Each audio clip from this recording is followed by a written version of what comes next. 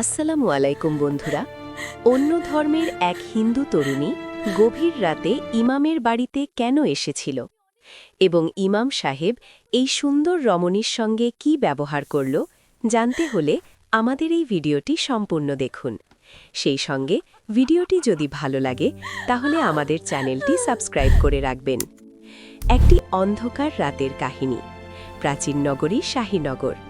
সেই জনপদের এক কোণে দাঁড়িয়ে আছে এক বিশাল মসজিদ, আর তার পাশেই বসবাস করেন এক যুবক ইমাম, যার নাম সাঈদ। এই ইমাম সাহেব বয়সে যুবক হলেও জ্ঞান ও প্রজ্ঞায় শহরের প্রবীণরাও তাকে সম্মান করে। একদিন গভীর রাতে যখন চারদিক নিদ্রায় আচ্ছন্ন, তখন সাঈদ হারিকেনের টিমটিমে আলোতে কিতাব অধ্যয়ন করছিলেন। হঠাৎ দরজায় কড়া নাড়ার শব্দ ভেসে এলো। সাঈদ ধীরে দরজার দিকে গিয়ে তা খুললেন। খুলতেই এক যুবতী নারী ভেতরে হুড়মুড় করে ঢলে পড়ল। তিনি দ্রুত সরে দাঁড়ালেন। মেয়েটি মেঝেতে লুটিয়ে পড়ে হাঁপাতে লাগল। তার পরনে দামি রেশমি পোশাক, গলায় হার ও হাতে চুড়ি, সবই জানিয়ে দিচ্ছে সে সাধারণ পরিবারের নয়। তবে তার পোশাকের ধরন আর কপালে লেগে থাকা সিঁদুরের দাগ জানিয়ে দিচ্ছিল সে হিন্দু সম্প্রদায়ের। সাঈদ সঙ্গে সঙ্গে দৃষ্টি নিচু করলেন। কিন্তু নারীটি উঠে সাঈদের পা জড়িয়ে ধরে বলল, দয়া করে আমাকে বের করবেন না, তারা আমাকে হত্যা করবে। শুনে সাঈদ বললেন, আপনি কে? এই গভীর রাতে একজন পরপুরুষের জন্য নিষিদ্ধ নারী আমার নির্জন ঘরে? এটা অসম্ভব, এখনই চলে যান। তখন সে কাঁদতে কাঁদতে বলল, হুজুর, আমি জানি এটা অপরাধ, আমি জানি এটা আপনার ধর্মের বিধান নয়, কিন্তু আমি অসহায়। আমি শহরের প্রধান বণিক জমদ্দাসের কন্যা। আমার নাম অ্যাঞ্জেলি। আজ রাতে শাসক শেরখা আমার বাবাকে হত্যা করেছে। এখন সে আমাকে খুঁজছে। বাইরে গেলে তারা আমাকে ছিঁড়ে ফেলবে। দয়া করে শুধু আজ রাতটুকু আশ্রয় দিন। কথা শুনে সাঈদ থমকে গেলেন। শাসক শেরখা এক নিষ্ঠুর অত্যাচারী। তার লোমহর্ষক দৃষ্টি দেখেই বোঝা যায় এই শহরে কেউ নিরাপদ নয়। কিছুক্ষণ পর সাঈদ বললেন, এখানে আপনার থাকা ঝুঁকিপূর্ণ। কেউ দেখলে আমারও আপনার উভয়েরই মৃত্যু হবে। সমাজ এটি মেনে নেবে না। অ্যাঞ্জেলি কাঁপতে কাঁপতে বলল, মৃত্যু তো বাইরেও অপেক্ষা করছে। এখানে থাকলে অপবাদ জুটবে, কিন্তু বাইরে গেলে আমার ইজ্জত ও জীবন উভয়ই হারাবে। আমি জানি মুসলমানরা বিশ্বাসে সৎ। আজ আমি আপনার কাছে বিশ্বাসে সঁপে দিচ্ছি। আপনি কি আমাকে হায়নাদের হাতে দেবেন? এটা শুনে সাঈদের কপালে চিন্তার ভাঁজ পড়ল। একদিকে কঠোর ধর্মীয় নিয়ম ও সামাজিক শৃঙ্খলা, অন্যদিকে বিপদগ্রস্ত নারীর সম্মান রক্ষা। ইসলাম অসহায়ের সেবাকে সর্বোচ্চ মূল্য দেয়। পরিস্থিতি জটিল, তাই সাঈদ দ্রুত সিদ্ধান্ত নিলেন। যা হবার হবে, কিন্তু তিনি সাহায্য করবেন। দরজাটি শক্ত করে বন্ধ করে তিনি মোটা কাঠের খিল ঠেসে দিলেন। এরপর অ্যাঞ্জেলিকে বললেন, শুনুন, আমি আপনাকে আশ্রয় দিচ্ছি, তবে শর্ত, ফজরের আজানের আগেই আপনাকে এখান থেকে চলে যেতে হবে। আর আমি যতক্ষণ ঘরে থাকব, আপনি ওই কোণে পর্দার আড়ালে থাকবেন, ভুলেও সামনে আসবেন না। অ্যাঞ্জেলি কৃতজ্ঞতার সঙ্গে মাথা নিল। এরপর দ্রুত ঘরের এক কোণে রাখা পুরনো পর্দার নিচে লুকিয়ে পড়ল। সাঈদ কিতাবের সামনে বসলেন, কিন্তু মনোযোগ কিতাবে নেই, কান বাইরের শব্দের দিকে। মিনিট 10 অতিবাহিত হল। হঠাৎ ঘোড়ার শব্দ শোনা গেল, অনেকগুলো ঘোড়া। সাঈদের বুক কেঁপে উঠল। সৈন্যরা এসেছে। বাইরে কেউ চিৎকার করে বলল, ইমাম সাহেব, দরজা খুলুন। সাঈদ দরজার কাছে গেলেন, কিন্তু খুললেন না। ভিতর থেকে বললেন, কে এত রাতে? আল্লাহর ঘরে কি চাই? তখন বাইরে থেকে এক সেনাপতি উত্তর দিয়ে বলল, আমরা শাসক জাবেদের লোক। খবর পেয়েছি এক অন্য ধর্মের মেয়ে পালিয়ে এখানে এসেছে।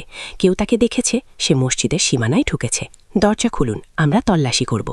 এটি শুনে সাঈদ দৃঢ় কণ্ঠে বললেন, এটি মসজিদ, আল্লাহর ঘর, এখানে কোনো অপরাধী নেই। আমি ইবাদত করছি, বিরক্ত করবেন না।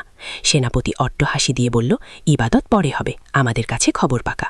আপনি যদি দরজা না খুলেন, আমরা ভেঙে ভেতরে ঢুকব, আর যদি মেয়েটি আপনার ঘরে পাওয়া যায়, ইমামতির স্বাদ আমরা মিটিয়ে দেব। সাঈদ তখন তাকালেন সেই দিকে যেখানে অ্যাঞ্জেলি লুকিয়ে আছে। সাঈদ ভাবলেন, যদি ওরা ভেতরে ঢোকে, তবে মেয়েটি ধরা পড়বে এবং একজন ইমামের ঘরে বিধর্মী মেয়েকে পাওয়ার কারণে পুরো শহরে দাঙ্গা ছড়িয়ে যাবে।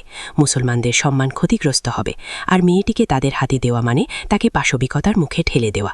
তাই সাঈদ সিন্দুকটির দিকে তাকালেন। এটা বড়, ভেতরে কিতাব রাখা।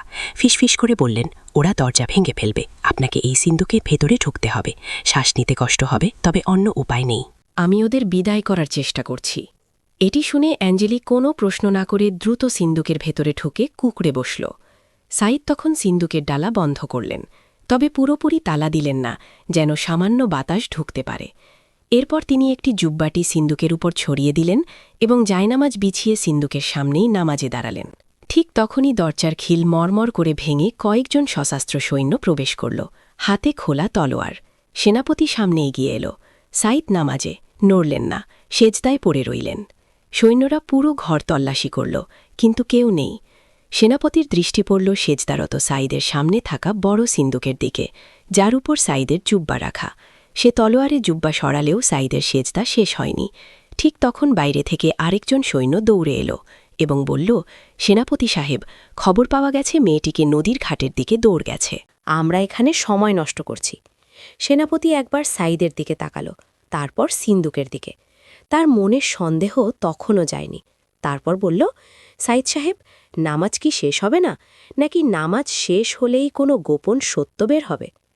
সাইদ শান্তভাবে আল্লাহু আকবার বলে সোজা হয়ে বসলেন। সেনাপতির চোখের দিকে তাকিয়ে বললেন, আল্লাহর ঘরে আপনারা অস্ত্র নিয়ে প্রবেশ করেছেন।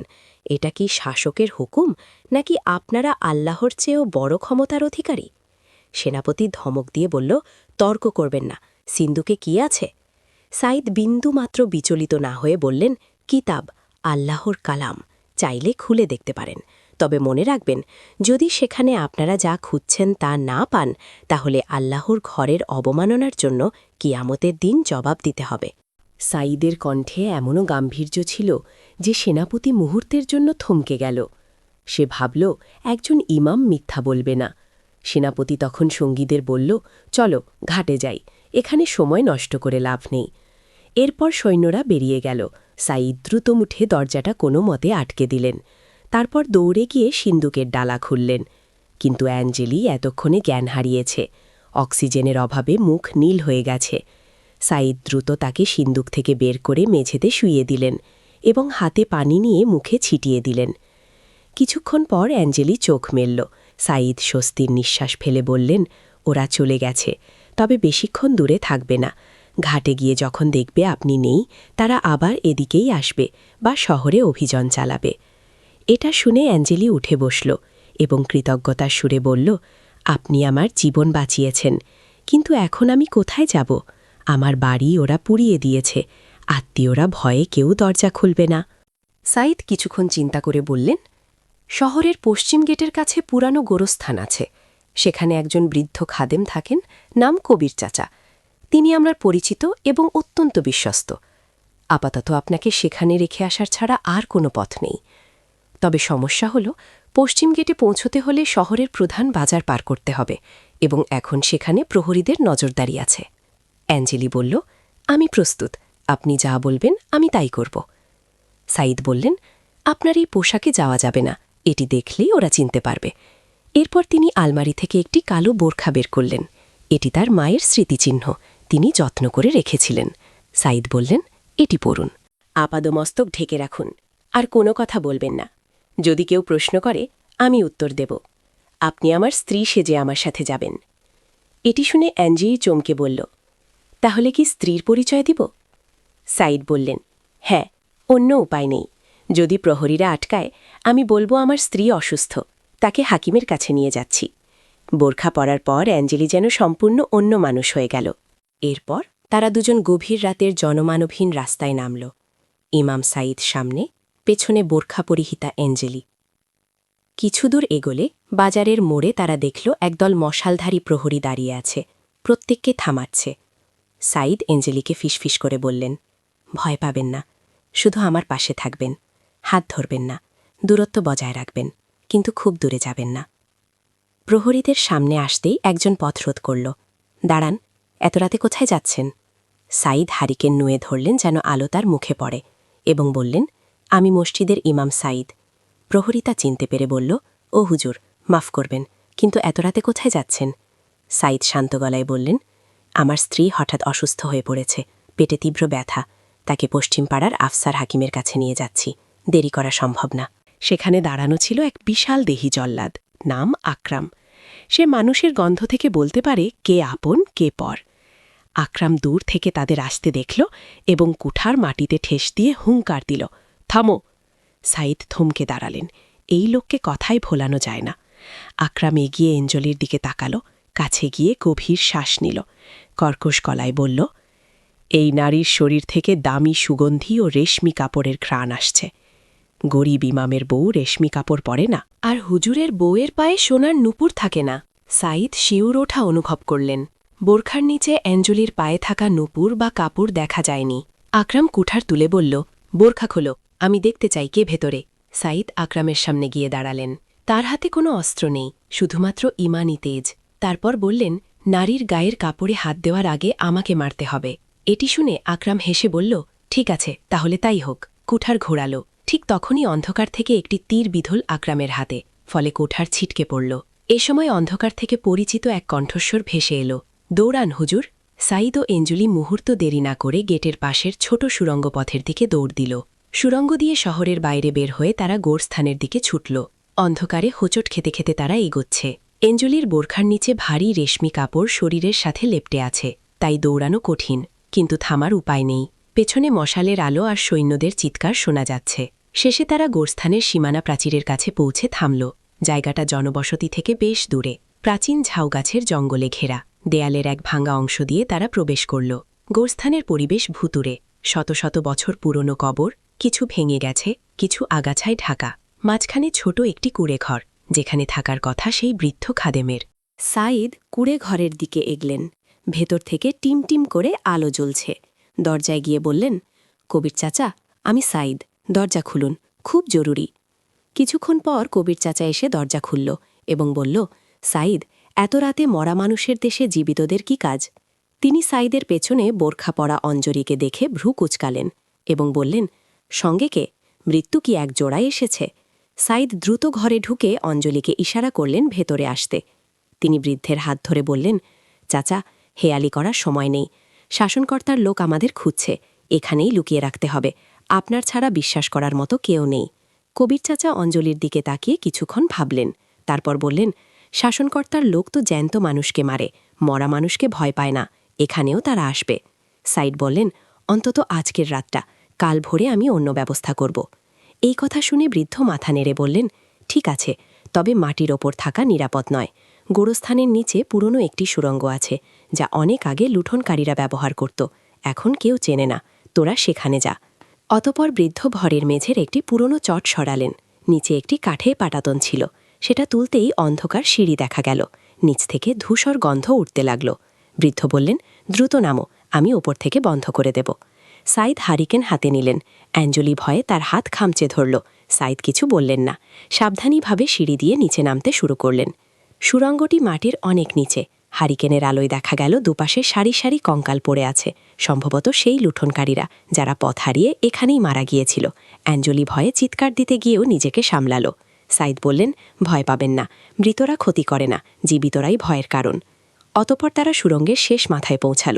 জায়গাটা কিছুটা প্রশস্ত, সেখানে একটি পাথরের বেদির মতো স্থান। সাঈদ হারিকেন সেখানে রাখলেন। অ্যাঞ্জলি বোরখার মুখাবরণ সরাল। তার ফর্সা মুখ ফ্যাকাশে হয়ে গেছে। সে বলল, আমার বাবার কি হবে? আমি পালিয়ে এলাম, কিন্তু বাবার লাশ তো ওরা।